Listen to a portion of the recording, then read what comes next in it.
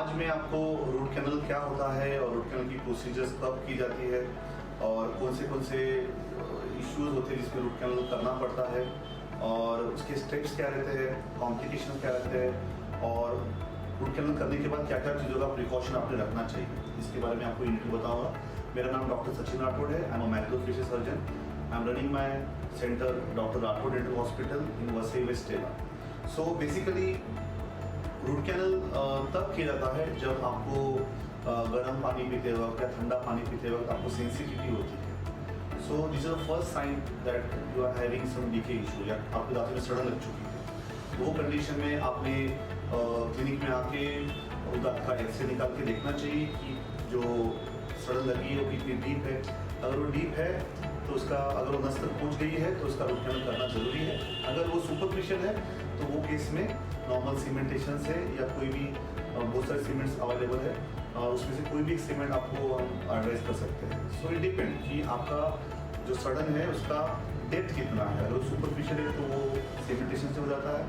अगर वो डीप है तो वो कंडीशन में, अगर नस तक पहुंची है तब उस कंडीशन में रूट कैनल करना जरूरी है। सेकंड जो चीज़ है जिससे आपको समझेगा कि ये दांत रूट कैनल जाएगा, कि आप जब खाना खाते हो या चबाते हो आपको सीवियर पेन होता है। So severe pain while biting is also one of the sign that you need a root canal। ठीक है। तीसरा जो है, अगर आपके गम्स में कोई पिंपल जैसा लगता है या फोड़ा जैसा लगता है, अगर वहाँ से पस निकल रहा है तो वो कंडीशन में एक्सरे निकाल के हम आपको बता सकते हैं कि दांत रूट कैनल जाएगा या नहीं जाएगा। चौथा जो चीज़ है कि अगर आपकी गम स्वोलन है, टेंडर है, या अगर आपका दांत खाना खाते वक्त अगर चिपा हो जाता है या क्रैक हो जाता है और उसके बाद अगर आपको पेन चालू होता है तो वो कंडीशन भी रूट कैनल करना जरूरी है।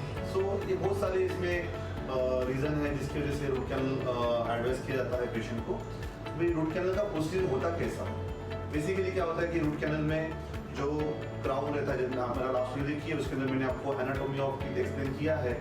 जब सडन पल्प तक पहुंचती है, मतलब नस तक पहुंचती है, तो वो कंडीशन में दांत का ऊपरी हिस्से को ड्रिल करके क्लीन किया जाता है और हमारे पास एक इंस्ट्रूमेंट रहता है, उसको रोटरी फाइल और हैंड फाइल बोलते हैं। वो इंस्ट्रूमेंट से पूरी नस जो है वो क्लीन की जाती है। एक बार नस क्लीन हो गई, अंदर जो एब्सेस है, इन्फेक्शन है, वो क्लीन हो गया, तो उसके बाद में वो नस को पूरा एक मटेरियल से भर दिया जाता है, उसको गट्टा पर्चा कहते हैं। ठीक है।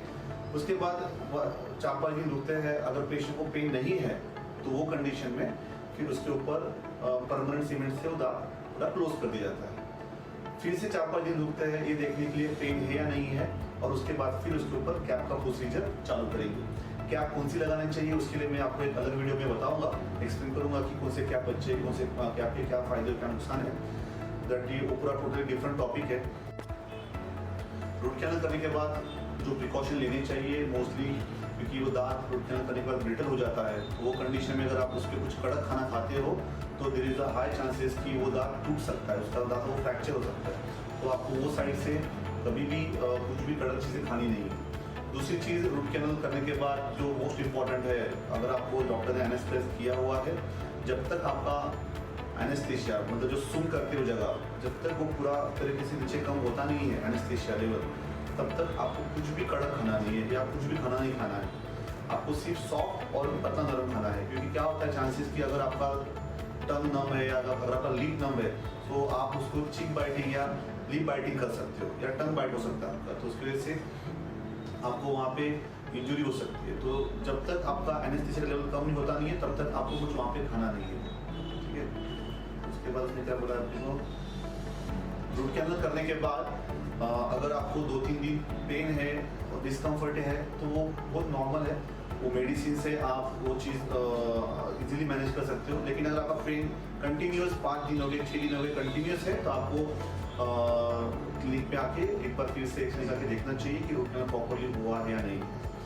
सो रूट कैनल में मोस्ट ऑफ कॉम्प्लिकेशन ज़्यादा कुछ होता नहीं है, बट अगर हुआ तो मैक्सिमम उसमें जो फाइल जो हम उसको जो क्लीन करते हैं दांतों को, वो फाइल ब्रेकेज या फाइल कभी फ्रैक्चर हो जाती है दांतों के अंदर। बेसिकली हमारे यहाँ पे जो हम फाइल यूज़ करते हैं वो स्टरलाइज रहती है, ऑटोक्लेव रहती है, डिसइंफेक्ट की रहती है। तो अगर वो अंदर टूट भी गई तो भी ऐसा कुछ ज़्यादा इशू होता नहीं है एज सच। लेकिन वी ऑलवेज ट्राई कि अगर वो टूट जाती है तो हम उसको बाईपास करके दांतों के अपेक्स तक पहुंच जाए। दूसरा जो कॉम्प्लिकेशन इसमें हो सकता है वो है कि बहुत ज़्यादा टाइम काम करने की वजह से आपके मसल्स जो है थोड़ा टेंडर या स्पाज़म में जा सकते हैं, तो इस वजह से आपका माउथ जो है वो थोड़ा कम खुलना चालू हो जाता है। वो बहुत इजीली मैनेज कर सकते हैं मेडिसिन और एक्सरसाइज से। विद इन 3 और 4 डेज में आपका माउथ ओपनिंग फिर से नॉर्मल हो जाता है। तो ये कॉम्प्लिकेशंस और प्रिकॉशंस रूट कैनल करते वक्त हो सकते हैं।